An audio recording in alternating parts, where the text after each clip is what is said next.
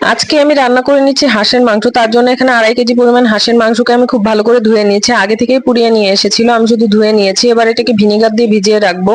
এটাকে প্রায় half cup vinegar দিয়ে পানি দিয়ে 1 ঘন্টা পরিমাণ ভিজিয়ে রাখলাম। ভিজিয়ে রাখার পর এটাকে পানি ঝরিয়ে নিয়ে এর মধ্যে পেঁয়াজ দিয়ে দিচ্ছি। এখানে প্রায় 2 কাপ পরিমাণ পেঁয়াজ রয়েছে। পেঁয়াজটা দিয়ে এবার এর মধ্যে লবণ দিব, 2 টেবিল চামচ পরিমাণ লবণ দিলাম।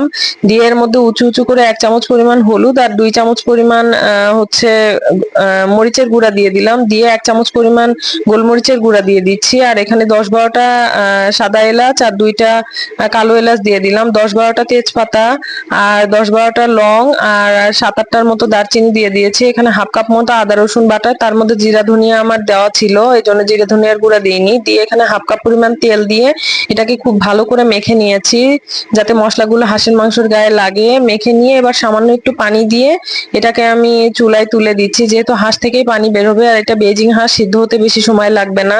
আর এটা আমি ঢাকা দিয়ে দিলাম। ঢাকা দিয়ে দিয়ে আধা ঘন্টা পর ঢাকনাটা তুলে নিচ্ছি। নিয়ে দেখছেন এখানে বেশ খানিকটা পানি বের হয়েছে। এবার আবারও ঢাকা দিয়ে দিচ্ছি। ঢাকা দিয়ে দিয়ে এটাকে আরো 15 মিনিট সিদ্ধ করলাম। করে এখন দেখছেন পানিটা কমে গিয়েছে। এই পর্যায়ে আমি একটুখানি ঝোল দিয়েছিলাম।